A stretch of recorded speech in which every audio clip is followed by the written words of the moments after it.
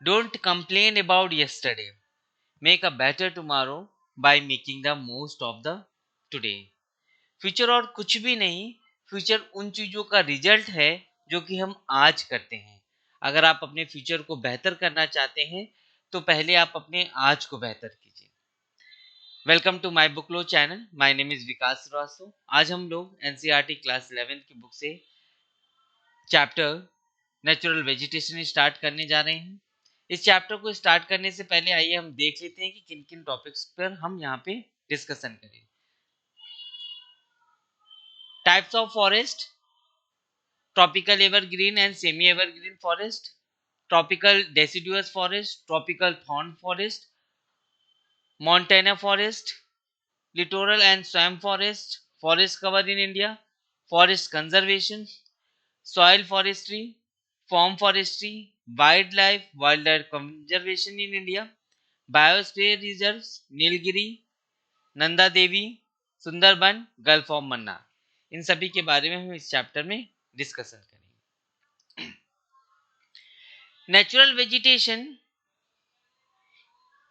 Plant की community है जो कि काफी समय से अनडिस्टर्ब्ड है। ठीक है, अगर कोई प्लांट की कम्युनिटी, किसी जगह पे मिलने वाली प्लांट की कम्युनिटी, अगर उसमें कोई डिस्टरबेंस काफी समय तक ना हुआ हो तो हम उसको नेचुरल वेजिटेशन कहते हैं। ओके, अगर आपने खुद वहां पे उगाए हैं पेड़ पौधे वगैरह तो फिर वो नेचुरल नहीं रह जाएगा। ठीक है, तो नेचुरल वेजिटेशन वो होगा जो कि अनडिस्टर्ब्ड होगा काफी लंबे समय से। Okay, Himalayan heights are marked with the temperate vegetation. Himalaya की उतनी ऊंचाइयों पर हमें ज्यादातर टेम्परेट वेजिटेशन मिलता है, या फिर वेस्टर्न घाट में और अंडमान निकोबार आइलैंड में। यहाँ पर हमें ट्रॉपिकल रेन फॉरेस्ट मिलता है। डेल्टाइक रीजन में भी हमें ट्रॉपिकल फॉरेस्ट मिलते हैं और मैंग्रोव मिलते हैं। डेजर्ट और सेमी डेजर्ट एरिया जैसे कि राजस्थान के कुछ एरियाज में हमें बुशेस और थॉर्नी वेजिटेशन मिलता है, और ऐसे एरिया को हम कैक्टी भी कहते हैं। याद रखिएगा, इंपॉर्टेंट पॉइंट्स हैं कुछ। इंडिया की फॉरेस्ट को डिवाइड किया गया है इन 5 पार्ट्स में। Tropical evergreen and semi evergreen forest, tropical deciduous forest, tropical thorn forest, montane forest, littoral and swamp forest. Okay, तो वन बाय वन इन सभी टाइप्स के बारे में हम समझेंगे भी और पिक्चर के थ्रू देखेंगे भी। ट्रॉपिकल एवरग्रीन और सेमी एवरग्रीन फॉरेस्ट की अगर हम बात करें, ये आपको वेस्टर्न स्लोप पे मिलेगा। कहाँ पे? वेस्टर्न घाट पे। ठीक है, और नॉर्थ ईस्टर्न रीजन में या फिर अंडमान निकोबार आइलैंड में, इन सभी जगहों पे आपको ट्रॉपिकल एवरग्रीन और सेमी एवरग्रीन फॉरेस्ट मिलेगा।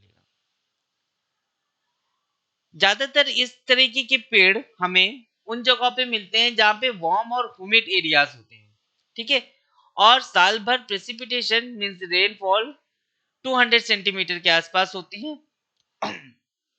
और टेम्परेचर जो रहेगा एनुअल टेम्परेचर वो 22 डिग्री सी के आसपास रहेगा। अगर ऐसे किसी एरिया में इस तरीके का क्लाइमेट मिल रहा है तो वहां पर आपको ट्रॉपिकल एवरग्रीन और सेमी एवरग्रीन फॉरेस्ट देखने को मिल जाएंगे। ठीक है, हम टेम्परेट वेजिटेशन की बात कर रहे थे, तो ये देखिए, ये है टेम्परेट वेजिटेशन। ठीक है, जहां पर आपको ग्रासेस, श्रब्स और ट्री वगैरह सब वैरायटी मिलेगी आपको। ठीक है, इस तरीके से अगर हम कुछ पिक्चर के माध्यम से देखें तो यहाँ पे ये ग्रासेस हैं, ये श्रब्स हैं, और फिर ये लॉन्ग लॉन्ग ट्रीज है। ओके, तो इस तरीके का वेजिटेशन टेम्परेट के अंडर में आएगा। ट्रॉपिकल एवरग्रीन फॉरेस्ट की अगर हम बात करें तो ये वेल स्ट्रेटिफाइड होते हैं, मतलब कि लेयर बाय लेयर हैं। ठीक है, इनको काफी अच्छी तरीके से समझा जा सकता है, जो कि श्रब्स और क्रीपर से ढके होते हैं। श्रब्स और क्रीपर्स क्या होते हैं, ये देखिए, ये श्रब है, ओके, ये हर्ब है, ये ट्री है। तीनों के बीच में क्या डिफरेंस है, इस पिक्चर के माध्यम से आप समझ सकते हैं इजीली कि ट्री, हर्ब और श्रब में क्या डिफरेंस है। ये क्रीपर है। क्रीपर और क्लाइंबर में डिफरेंस होता है। ये मनी प्लांट है, ठीक है, आप समझ सकते हैं क्लाइंबर ये ऊपर की तरफ आप देख सकते हो, क्रीपर्स एक लैंड एरिया में ही बढ़ते चले जाते हैं। ओके, तो ये सब क्रीपर्स और श्रब में इस तरीके का डिफरेंस देखने को मिलता है हमें। Short structure trees followed by the ट्रॉ variety of trees, ठीक है, जहां पर हमें शॉर्ट ट्रीज भी मिलते हैं और प्लस टॉल ट्रीज भी मिलते हैं ट्रॉपिकल एवरग्रीन फॉरेस्ट एरियाज में। ठीक है, इन फॉरेस्ट में होता क्या है कि जो ट्रीज की हाइट है वो आपको लगभग 60 मीटर और उससे ऊपर तक मिल सकती है। ठीक है, ये आप देख सकते हैं, अगर हम ट्री की हाइट की बात करें तो ये हाइट काफी ज्यादा होगी, 60 मीटर या अबव 60 मीटर। ठीक है,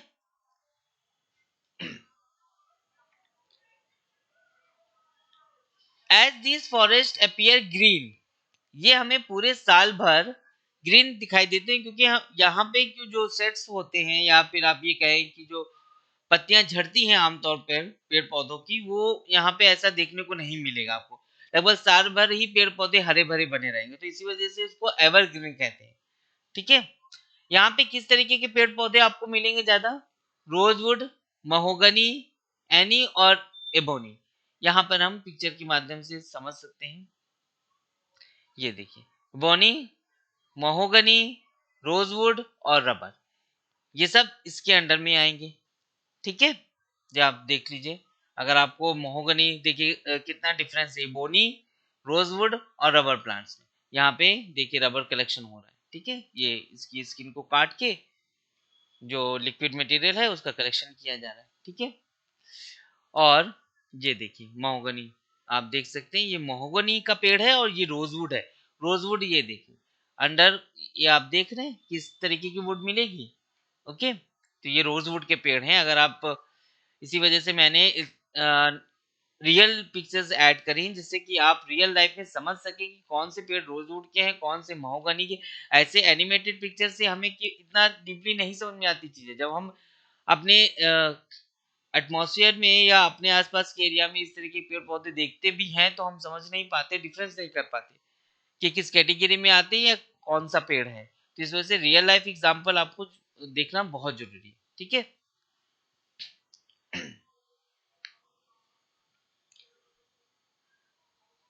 अगर हम सेमी एवरग्रीन फॉरेस्ट की बात करें, जहां पर हमें कम वर्षा देखने को मिलती है और यहाँ पे मिक्सचर मिलेगा आपको एवरग्रीन फॉरेस्ट का और मॉइस्ट डेसिडुअस ट्रीज का।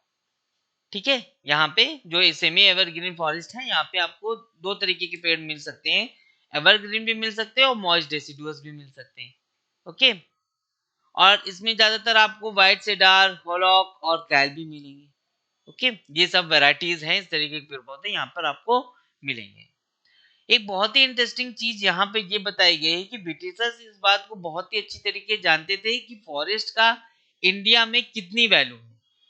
ठीक है, या इन फॉरेस्ट से ये लोग कितना अर्न कर सकते हैं या हम कितना अर्न कर सकते हैं।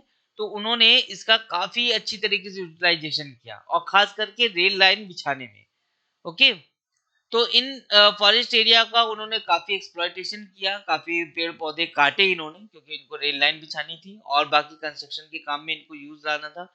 ओके, जैसे कि घरवाल और कुमाऊं रेंज में जहां पर हमें ओक ट्रीज देखने को मिलते हैं, उनको पाइन ट्रीज से रिप्लेस कर दिया गया। क्यों? क्योंकि पाइन ट्रीज की जो लकड़ियां होती हैं वो रेल की पटरियों के नीचे बिछाई जाती है। ओके, ध्यान रखिएगा, ये काफी बार पूछा जाता है एग्जाम वगैरह में कि किस पेड़ की लकड़ियां रेल की पटरियों के नीचे बिछाई जाती हैं। ओके, अब तो ज्यादातर सीमेंटेड होने लगी चीजें। ठीक है, कंक्रीट की, सीमेंट की पहले जो बिछी हैं उनमें आप देख सकते हैं। जो फॉरेस्ट हैं उनको क्लियर किया गया और सफाई की गई, जो सब पेड़ पौधे काट दिए गया और किन चीजों का प्लांटेशन किया गया, टी का, रबर का और कॉफी का। क्यों? क्योंकि ये सब कैश क्रॉप है, इनको वो बेच के अच्छा खासा प्रॉफिट कमा सकते थे, इस वजह से उन्होंने ऐसा किया। ठीक है, ब्रिटिशर्स ने टिम्बर की लकड़ी का भी बहुत ज्यादा यूज किया, जो कि कंस्ट्रक्शन के काम में बहुत आती है। ठीक है, और ये as a insulator of the heat का भी काम करती है। बहुत सारे यूटेंसिल्स में अगर आप पुराने समय के देखेंगे तो लकड़ी का हैंडल अगर लगा होगा तो टिम्बर की लकड़ी होगी। ओके, अगर हम ट्रॉपिकल डेसिडुअस की फॉरेस्ट की बात करें, जैसे कि हमने यहाँ पे डिवाइड कर रखा था इनको, tropical evergreen, semi evergreen forest हमने देख लिया। ट्रॉपिकल डेसिडुअस फॉरेस्ट की बात अब हम करने जा रहे हैं, और उसके बाद tropical thorn forest, montane forest, littoral swamp forest. Okay, deciduous forest की अगर हम बात करें, ये हमारे इंडिया में ज्यादा जगहों पर फैले हुए मिलेंगे। ओके, क्योंकि ये मानसून फॉरेस्ट हैं, तो ज्यादातर एरिया में हमारे यहाँ देखने को मिल सकता है, क्योंकि मानसून क्लाइमेट है हमारे यहाँ का, तो इस कारण से हमें ट्रॉपिकल डेसिडुअस फॉरेस्ट ज्यादा देखने को मिलते हैं। और ये उन रीजन से ज्यादा मिलेंगे आपको जहां पर 70 से 200 सेंटीमीटर के आसपास रेनफॉल हो रही होगी। ओके, क्योंकि जिस तरीके से वाटर की अवेलेबिलिटी होगी, ओके, तो इस कारण से ये ज्यादा उस एरिया में मिलेंगे आपको। इनको आगे भी डिवाइड किया गया है ट्रॉपिकल डेसिडुअस फॉरेस्ट को टू कैटेगरी में, एक मॉइस्ट है और एक ड्राई डेसिडुअस है। जहाँ पे बरसात वगैरह अच्छी मात्रा में होती है वहाँ मॉइस्ट मिलेंगे आपको, और जहाँ पे नहीं होती वहाँ पे ड्राई डेसिडुअस मिलेंगे आपको। ओके,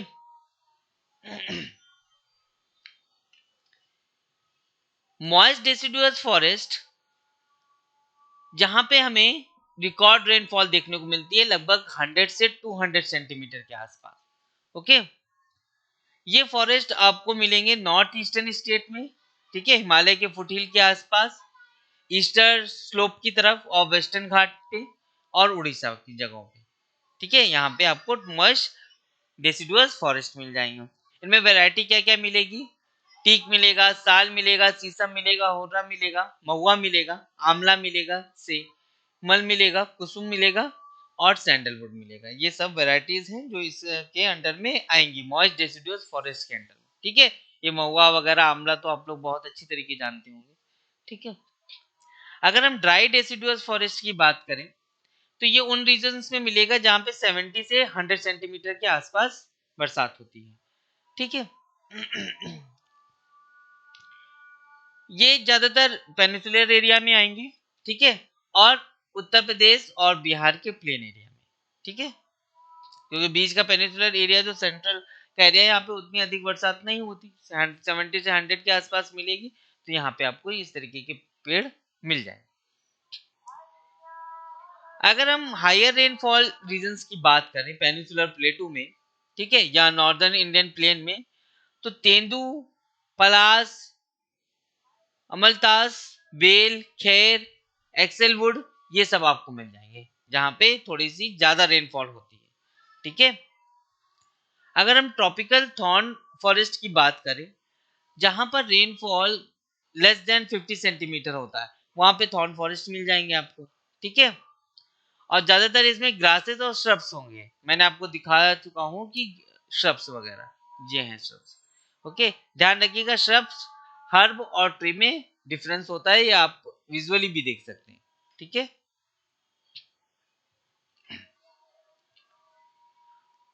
ये ज्यादातर आपको मिलेंगे साउथ वेस्ट पंजाब एरियाज में, हरियाणा में, राजस्थान में, गुजरात में, मध्य प्रदेश में, और उत्तर प्रदेश एरियाज के कुछ एरियाज में। ठीक है, ट्रॉपिकल थॉर्न फॉरेस्ट। इन फॉरेस्ट में क्या होता है कि plant remain leafless of for the most part of the year. साल के ज्यादातर समय यहाँ इनमें पत्तियां आपको नहीं देखने को मिलेंगी। ठीक है, और गिवन है एक्सप्रेशन ऑफ श्रब वेजिटेशन, जिस कारण से ये श्रब वेजिटेशन ज्यादा देखने को मिलता है यहाँ पे। ठीक है, क्योंकि उतनी ज्यादा रेनफॉल नहीं होती, 50 सेंटीमीटर से भी कम है, बताइए तो कितनी कम है इनके कंपेरिजन में। जो वेस्टर्न घाट में 200 सेंटीमीटर, या ईस्ट में अगर हम चले जाएं इस साइड में, जहाँ पे कुछ जगहों पे 1000 सेंटीमीटर के आसपास भी रेनफॉल होती है। ठीक है, इनमें इस कैटेगरी में आने वाली इंपॉर्टेंट स्पीसीज जैसे कि बबूल या बेर, बेर तो आपको कई जगहों पे मिल जाएगा, यहाँ पे बेर के पेड़। ओके, वाइल्ड डेट पाम, खैर, नीम, अपने आसपास अगर आप इन सब एरिया में रहते हैं तो वहां पे आपको मिलेगा नीम वगैरह, खिजड़ी मिल जाएगी, पलास मिल जाएगा। ठीक है, कि टॉस्की ग्रास इस कैटेगरी के अंडर में आती है, उसकी हाइट लगभग आपको 2 मीटर तक देखने को मिल जाएगी। ठीक है, मॉन्टेने फॉरेस्ट की अगर हम बात करें तो नाम से ही आप जान सकते हैं कि मॉन्टेनियस एरिया में मिलेगा। ठीक है, decrease in temperature with increasing altitude, आप जानते हैं जैसे जैसे अल्टीट्यूड या पहाड़ों पे ऊपर की तरफ चढ़ेंगे वैसे वैसे टेम्परेचर क्या होगा, कम होता जाएगा। ओके। और माउंटेन फॉरेस्ट को दो कैटेगरी में डिवाइड किया गया, एक नॉर्थर्न माउंटेन फॉरेस्ट, एक southern mountain forest. Himalaya range जहां पे हमें सक्सेशन ऑफ वेजिटेशन देखने को मिलता है ट्रॉपिकल से टुंड्रा की तरफ, अगर नीचे वाला एरिया ट्रॉपिकल कहे तो ऊपर वाला एरिया टुंड्रा जहां पे ठंड ज्यादा होती है। ठीक है, जैसे जैसे अल्टीट्यूड चेंज होता है वैसे वैसे वेजिटेशन भी चेंज होने लगता है। Okay. Himalaya range show a succession of vegetation from tropical to tundra, हम डिस्कस कर चुके। डेसिडुअस फॉरेस्ट जो आपको मिलेंगे वो हिमालय की फुट हिल में ज्यादातर मिलेंगे। ठीक है।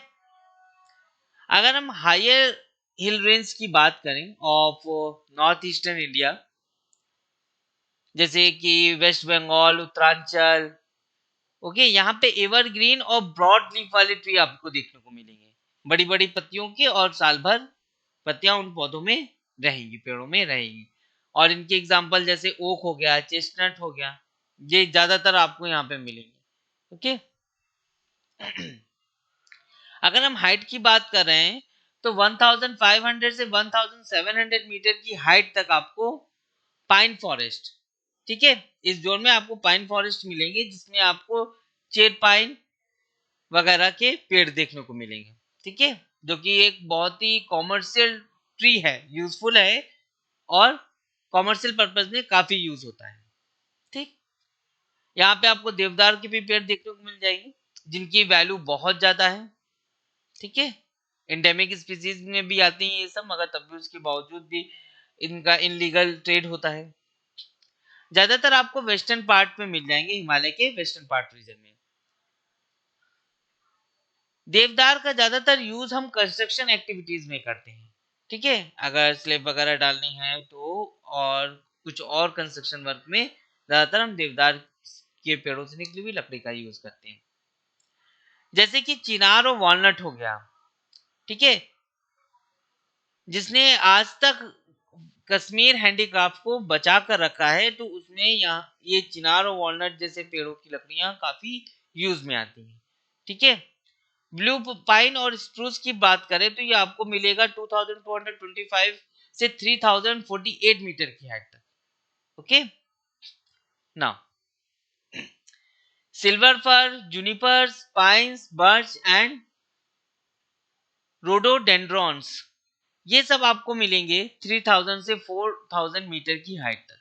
ठीक है, अगर हम इस माउंटेन्स की बात करें तो अगर ये 3000 है तो यहाँ पे 4000 मीटर की हाइट तक आपको मिल जाएंगे। ठीक है।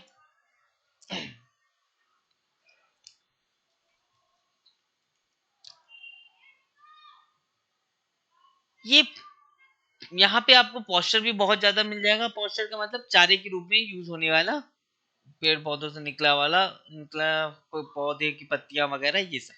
ठीक है, इसका बहुत ज्यादा यूज जहाँ पे इस तरह के पॉस्चर ये चारागाह वगैरह होते हैं वो मीन्स पासेज एरिया के तौर पे यूज हो जाते हैं। ठीक है, जहाँ पे घने जंगल है वो तो इस तरह के यूज नहीं होगा, मगर ये जहाँ पे पॉस्चर एरियाज हैं, चारागाह वगैरह है, से आप पासेज बना सकते हैं। ठीक है, तो ज्यादातर यहाँ से पासेज, और इन एरियाज में आपको गुज्जर, बकरवाल और बोतिया और गद्दी जैसी ट्राइब्स आपको देखने को मिल जाएगी। ठीक है, ध्यान रखिएगा इन इतनी हाइट पे 3000 से 4000 मीटर की हाइट पे आपको silver fir, Juniper, pines, birch और रोडोडेंड्रॉन जैसे पेड़ देखने को मिलेंगे। और यहाँ पे ट्राइब आपको गुज्जर, बकरवाल और बोटिया और गद्दी जैसी ट्राइब आपको देखने को मिल जाएगी। अगर हम हिमालय की सदर्न स्लोप की बात करें जहाँ पे थिकर वेजिटेशन है, क्योंकि यहाँ पे हायर प्रेसिपिटेशन देखने को मिलता है, हाई रेनफॉल होती है। ठीक है, in compare to the drier north जहाँ पे कम होता है, जैसे कि तिब्बत का एरिया हो गया, क्योंकि इधर वाला विंडवर्ड साइड है, तिब्बत का एरिया लीवर्ड साइड है। ओके। आपको और ज्यादा अगर एल्टीट्यूड में जाती हैं तो वहां पे आपको मॉसेस, लाइकेन वगैरह मिल जाएंगी। ठीक है, जो कि टुंडा वेजिटेशन के अंडर में आती हैं। अगर हम सदर्न माउंटेन फॉरेस्ट की बात करें ठीक है, जिसमें कि इंक्लूड होगा forest found in 3 distinct area of peninsular India में, वेस्टर्न घाट, विंध्य और नीलगिरी। ठीक है, सदर्न माउंटेन फॉरेस्ट, और जिसमें इंक्लूड कर रहे हैं हम वेस्टर्न घाट, विंध्य और नीलगिरी। ओके, यहाँ पे आप देख सकते हैं ये सब वेस्टर्न घाट है, ठीक है, ये विंध्य रेंज है, और यहाँ पे ये नीलगिरी है। ठीक है, केरल की तरफ आप कह सकते हैं।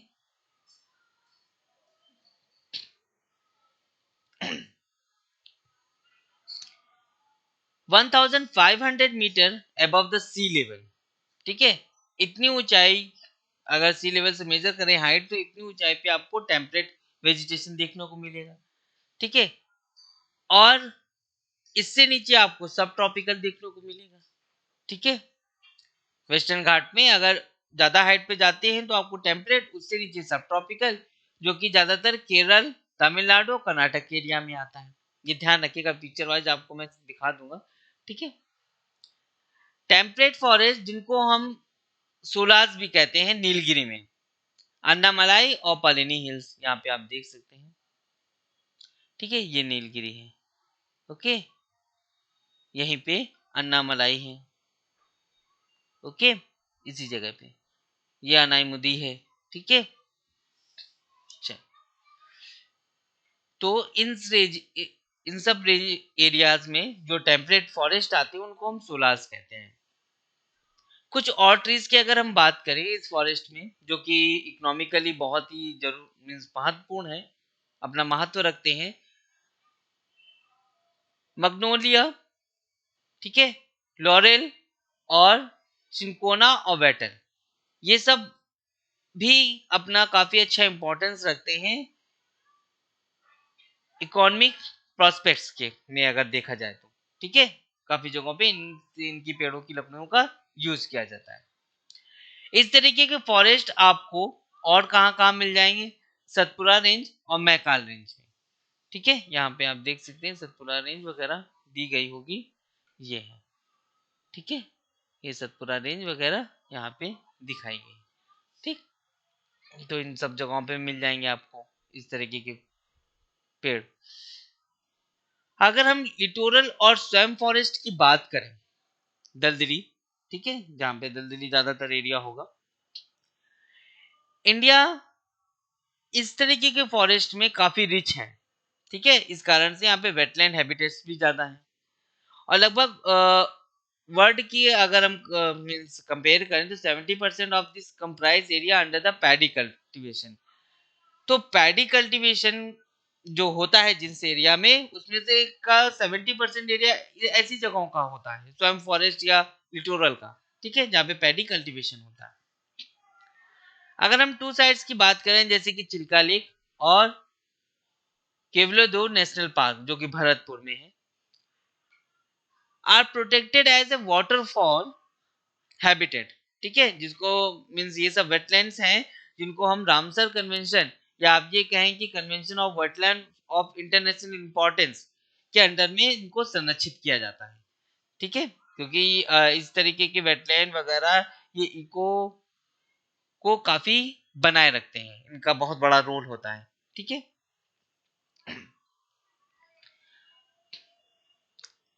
कंट्री के वेटलैंड को ग्रुप किया गया है 8 कैटेगरी में। पहली कैटेगरी क्या है, डेक्कन प्लेटू की। ठीक है, जो कि in the south together with lagoon and the wetland of the southern coast. Deccan plateau जो कि आप मिडिल में देख सकते हैं यहाँ पे। ठीक है, और उसके साथ साथ क्या, लैगून वगैरह भी होगा और वेटलैंड भी होंगे, और of the southern west coast. Okay, second में आएगा वास्ट लाइन एरिया, जहां पे आपको ज्यादातर नमक मिलेगा। ठीक है, राजस्थान, गुजरात, गल्फ ऑफ कच्छ, ठीक है, लास्ट वास्ट सेलाइन एरिया, इन सब जगहों पे भी आपको वेटलैंड मिल जाएंगे। फ्रेश वाटर लेक भी आएगी इसी के अंडर में। ठीक है, reservoirs from the Gujarat eastward through Rajasthan, जिसमें क्या क्या आएगा, केवलादेव नेशनल पार्क और मध्य प्रदेश के कुछ एरियाज आएंगे इसमें। ओके, फोर्थ कैटेगरी में क्या आएगा, delta wetland and lagoon of India east coast Chilka lake वही उड़ीसा के पास, ठीक है। Fresh water marshes of Gangetic plain की fresh water marshes. Fifth six category में, फिफ्थ के बाद सिक्स कैटेगरी में ये ब्रह्मपुत्र का फ्लड प्लेन, ठीक है। इधर आएगी ब्रह्मपुत्र कहीं पे, ठीक है। इसका फ्लड प्लेन मतलब कि आसपास जहाँ पे फ्लड के समय अफेक्टेड करती है, यहाँ पे आपको वेटलैंड मिल जाएंगी, ठीक। The marshes the swamps in the hill of the north east India and Himalaya foothill, इन सब जगहों पे भी आपको वेटलैंड देखने को मिल जाएंगे। लेक्स एंड रिवर्स कहाँ के, माउंटेनर रीजन के, और कहाँ पर, कश्मीर और लद्दाख जैसे रीजन में, ठीक है। ये सेवेंथ कैटेगरी है। एथ कैटेगरी में मैंग्रोव फॉरेस्ट वगैरह आएंगे और अदर वेटलैंड आइलैंड आएंगे जो कि अंडमान निकोबार के हैं, ठीक है। तो इस तरीके से एट कैटेगरी में वेटलैंड को, इंडिया के वेटलैंड को डिवाइड किया गया, किस एरिया में वेटलैंड मिलते हैं उनको सब डिवीजन कर दिया गया है। मैंग्रोव्स ग्रो होते हैं along the coast in the salt marshes, tidal creeks या मड फ्लैट्स या एंड एस्चुरीज, ठीक है। मैंग्रोव्स इन्हीं के साथ में ही उगते हैं, साल्ट मार्सेस कह लें, टाइडल क्रीक कह लें, जहाँ पे टाइड्स वगैरह आते रहते हैं, मड फ्लैट्स एरियाज हो गए और एस्चुरीज हो गए, ठीक है। एस्चुरीज वगैरह का हम सब डिस्कशन कर चुके हैं इनसे प्रीवियस वीडियोस में, वहां पे आप समझ सकते हैं डीपली। यहाँ पे आपको साल्ट टॉलरेंट स्पीसीज मिल जाएंगी प्लांट की, ठीक है। साल्ट टॉलरेंट स्पीसीज का मतलब जो कि साल्ट को भी बियर कर सकती हैं, और वहां पर भी अगर साल्ट ज्यादा भी है तो वहां पर भी वो ग्रो कर सकते हैं उसके बावजूद, ठीक है। और क्या मिलेगा, crisscrossed by creek of stagnant water and tidal flows. होता क्या है कि ये स्टैग्नेंट वाटर होते हैं, मींस मेन जो ब्रांच है उनसे ब्रेक हो जाते हैं और क्रीक जैसे पोर्शन में मिलते हैं, या फिर टाइडल फ्लोज की वजह से, ठीक है, कि टाइड्स आए तो पानी कुछ जगह पे भर गया और फिर वो वापस चला गया, ब्रांच टूट गई, रेस्ट ऑफ द वाटर वहीं रह गया। तो इस तरीके से जब पानी रुक जाता है कुछ जगहों पे तो उनकी सॉल्ट की क्वांटिटी बढ़ जाती है अदर बॉडी वाटर बॉडीज के कंपैरिजन में। तो यहाँ पे आपको ऐसी स्पीसीज मिल जाएंगी जो कि सॉल्ट टॉलरेंट होंगी। और यहाँ पर सबसे खास बात इन फॉरेस्ट की क्या होगी, यहाँ पे आपको वाइड वैरायटी ऑफ बर्ड्स मिलेंगे, क्योंकि काफी घने होते हैं और इतनी ज्यादा हाइट भी नहीं होती, तो यहाँ पे बर्ड जो होती है वो अपना शेल्टर आसानी से बना लेती है, तो इस कारण से आपको यहाँ पे वाइड वैरायटी ऑफ बर्ड्स मिलेंगे, ओके। अगर हम इंडिया में मैंग्रोव फॉरेस्ट की बात करें जो कि वर्ल्ड का 7% है, ठीक है, ये ज्यादातर आपको डेवलप्ड मिलेगा अंडमान निकोबार आइलैंड में और सुंदरबन ऑफ वेस्ट बंगाल, ये देख सकते हैं आप, ठीक है। ये अंडमान निकोबार और ये सुंदरबन डेल्टा, ठीक है।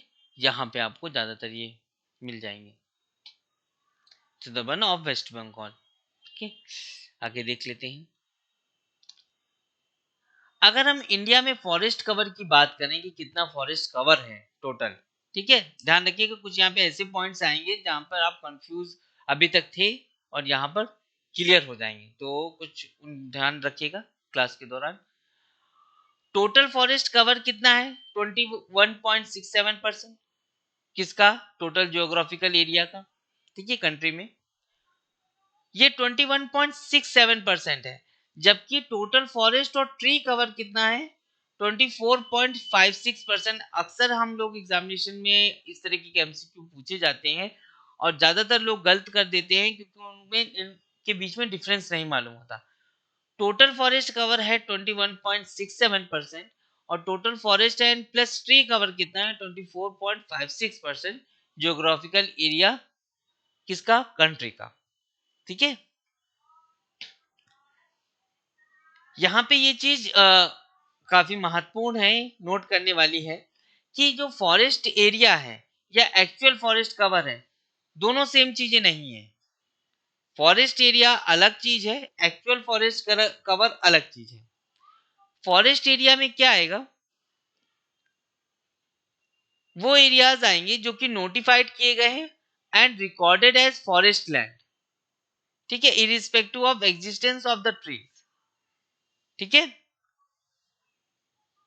ये वो एरियाज आएंगे जिनको हम नोटिफाइड कर चुके हैं और रिकॉर्डेड हैं एज अ फॉरेस्ट लैंड के रूप में, वो फॉरेस्ट कवर एरियाज हैं।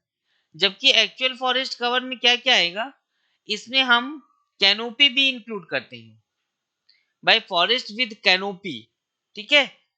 उसमें हम फॉरेस्ट एरिया में कैनोपी नहीं इंक्लूड कर रहे हैं, जबकि एक्चुअल फॉरेस्ट कवर में हम कैनोपी इंक्लूड कर रहे हैं, ध्यान रखिएगा। ओके, एक जगह पे जहां पे हमें लक्षद्वीप में 0% फॉरेस्ट एरिया मिलता है, उसी जगह पे अंडमान निकोबार में हमें 86.93% फॉरेस्ट एरिया मिलता है।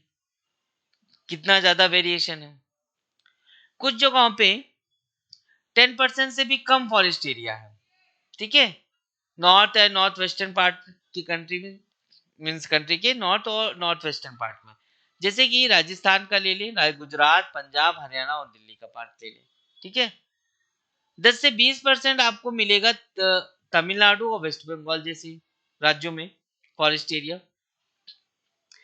अगर हम पेनिनसुला के तमिलनाडु, दादर नागर हवेली और गोवा को छोड़ दें, तो फॉरेस्ट कवर कितना आपको मिलेगा रेस्ट ऑफ द एरिया में, 20 to 30%, ठीक है। क्योंकि तमिलनाडु में तो आपको लगभग मिलेगा 10 से 20%, और तमिलनाडु, दादर नागर हवेली, गोवा जैसे एरिया को अगर हम छोड़ दें तो फॉरेस्ट कवर हमें मिलेगा 20 से 30% के आसपास।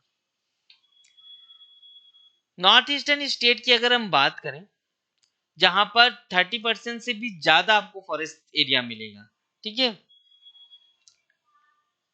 हिली topography and heavy rainfall are good for the forest growth. आप जानते हैं कि इन एरियाज में जो टोपोग्राफी है वो हिली है, मीन ज्यादातर मीन्स प्लेन एरिया है ही नहीं, माउंटेन एरियाज है, ठीक है। और रेनफॉल भी हैवी होती है, तो इस कारण से फॉरेस्ट ग्रोथ में काफी हेल्प करती है, ठीक है। हमें लॉट्स ऑफ वेरिएशन देखने को मिल रहा है एक्चुअल फॉरेस्ट कवर में, ठीक है। जहां पे 9.56% जम्मू कश्मीर में है, वहीं पे 84% हमें अंडमान निकोबार में देखने को मिल रहा है, ठीक है। यहाँ पे लक्षद्वीप की कंपैरिजन की गई थी अंडमान निकोबार से, यहाँ पे जम्मू कश्मीर की कंपैरिजन की गई अंडमान निकोबार से, ठीक है। ये बात तो साफ है कि अब आप देख सकते हैं डेटा से कि केवल 15 स्टेट हैं जहां पे फॉरेस्ट कवर वहां के टोटल एरिया से 1/3 ज्यादा है। मतलब टोटल एरिया अगर 100 है तो 1/3 कितना हुआ, 33, और इससे थोड़ा सा ज्यादा है। तो ऐसे कौन कितने स्टेट हैं टोटल इंडिया में, 15 स्टेट्स हैं। मगर ये चीज यहाँ पे ध्यान रखिए कि अगर ऐसा नहीं है तो ये काफी प्रॉब्लम वाली बात है। क्यों? क्योंकि ये बेसिक रिक्वायरमेंट है for maintaining the ecological balance. अगर हमें किसी एरिया का इकोलॉजिकल बैलेंस बनाए रखना है तो ये बेसिक रिक्वायरमेंट है, ठीक है। जैसे कि हायर ग्रेड के एग्जाम देने के लिए आपको एनसीईआरटी से कॉन्सेप्ट क्लियर होने चाहिए, उसके बिना आप आगे की चीजें नहीं समझ पाएंगे। उसी तरीके से सेम वे में ये भी चीजें हैं कि अगर किसी एरिया में, किसी स्टेट में उसका टोटल एरिया का थर्ड मीन्स 1/3 भी पेड़ पौधे नहीं मिल रहे हैं तो फिर वो चिंताजनक है। ओके, ये आप देख सकते हैं कि कैसे डिवाइड किया गया है। ओके, ट्रॉपिकल मानसून एरिया ये सब आएगा, ठीक है। ये उत्तर प्रदेश का कुछ भाग, उत्तराखंड का सदर्न पार्ट, बिहार, झारखंड का नॉर्थ, छत्तीसगढ़ का नॉर्थ, मध्य प्रदेश का नॉर्थ ईस्ट आप कह सकते हैं, ये सब ट्रॉपिकल मानसून में आएगा। और ट्रॉपिकल सवाना या वेट ड्राई में बहुत ध्यान से समझिएगा, क्योंकि ये काफी, अगर ये बेसिक कॉन्सेप्ट क्लियर हो गए तो आगे की चीजें आराम समझ जाएंगे। या कोई भी एमसीक्यू आ गया इन चीजों से रिलेटेड तो बहुत ही आसानी से आप दे दें, क्योंकि आपको बेसिक चीजें मालूम हो कि यहाँ पे तो इतने घने पेड़ पौधे मिलते नहीं, या यहाँ पे तो ये वैरायटी मिलती नहीं, ठीक है। चल, tropical savanna wet and dry, ये tropical savanna wet and dry यहाँ पे मिलेगा। ये आप देख सकते हैं, एक सेकंड में रफ कर देता हूँ, ठीक है। ब्लैक पेन का यूज कर सकता हूँ ये इन जगहों पे, ठीक है। Tropical savanna wet and dry यहाँ पे मिलेगा आपको। एरिड और स्टेपी वगैरह कहाँ मिलेगा जी, इस एरिया में एरिड और स्टेपी, ध्यान रखिएगा। जब हम इनका वर्ल्ड से कंपैरिजन करेंगे तो तब आप ध्यान रखिएगा कि इंडिया में कहाँ पे स्टेपी है और वर्ल्ड में कहाँ पे स्टेपी मिल रहा है, ठीक है। ह्यूमिड सब ट्रॉपिकल आपको मिलेगा यहाँ पे, ठीक है। नॉर्थ ईस्ट में आप कह सकते हैं। मॉन्टेनर क्लाइमेट आपको कहाँ मिलेगा, बेसिकली आप जानते होंगे कि उत्तराखंड के नॉर्थ, हिमाचल का नॉर्थ, लद्दाख, जम्मू कश्मीर, इन सब, अरुणाचल का नॉर्थ, सिक्किम में यहाँ पे आपको मिलेगा मॉन्टेनर क्लाइमेट। हॉट डेजर्ट और एरिड वगैरह आपको कहाँ मिलेगा, राजस्थान की कुछ पार्ट्स में, मतलब वेस्टर्न पार्ट और गुजरात का ये कच्छ वाला जो एरिया है यहाँ पे आपको मिल जाएगा हॉट डेजर्ट एरिड। ओके, अगर आप और डीपली समझना चाहते हो तो इससे क्लियर समझ जाएंगे आप। ट्रॉपिकल एवरग्रीन फॉरेस्ट आपको यहाँ पे मिलेंगे, जो हमने सब डिवीजन किया था ना स्टार्टिंग में, ट्रॉपिकल एवरग्रीन फॉरेस्ट 5 टाइप्स में, ठीक है, ये देख लीजिए स्टार्टिंग में जब हम लोग चैप्टर स्टार्ट किया था। तो यहाँ पे tropical evergreen, semi evergreen forest, tropical deciduous forest, tropical thorn forest, Montana forest और लिटोरल सैंड फॉरेस्ट, ठीक है। ये फिगर बहुत इंपॉर्टेंट है, इनसे समझना आसान होगा आपके लिए।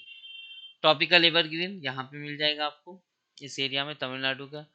ट्रॉपिकल डेसिडुअस फॉरेस्ट आपको ज़्यादातर, जैसे कि मानसून क्लाइमेट है इंडिया का, तो इस वजह से मानसून टाइप्स के पेड़ पौधे यहाँ पे ज़्यादा मिलेंगे आपको, जो मानसून रीजन्स में ज़्यादा होते हैं। मॉन्टेना ये वाला रीजन हो गया, ठीक है, अरुणाचल का ये हो गया, सिक्किम का ये हो गया, ठीक है। मैंग्रोव्स आपको मिल जाएंगे इधर कोस्टल एरिया के पास, ये वेस्ट बंगाल, ये उड़ीसा का कुछ भाग, ये आंध्रा का कुछ भाग, ठीक है, यहाँ पे आपको मैंग्रोव्स मिल जाएगा, वरना अंडमान निकोबार में मिल जाएंगे, ठीक।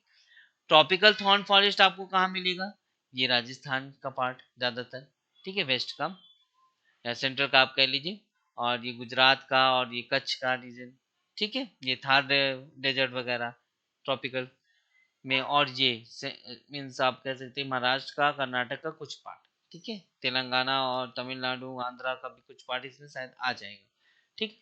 ये सब ट्रॉपिकल थॉर्न फॉरेस्ट यहाँ पे आपको मिलेगा। ओके, और हाँ, सबसे इम्पोर्टेंट थिंग कि जो भी मैंने पीडीएफ यहाँ पे डिस्कस करी है, ये सभी पीडीएफ आपको माई बुकलो ऐप में डाउनलोड कर सकते हैं जाके। अगर आपको वहाँ से नहीं मिल पाती किसी कारण से, तो मेरे वीडियो के डिस्क्रिप्शन बॉक्स में प्रोफाइल का लिंक दिया हुआ है, वहाँ से भी आप मांग सकते हैं, ठीक है। And please like, share and subscribe. Thank you so much for watching this video. Thank you.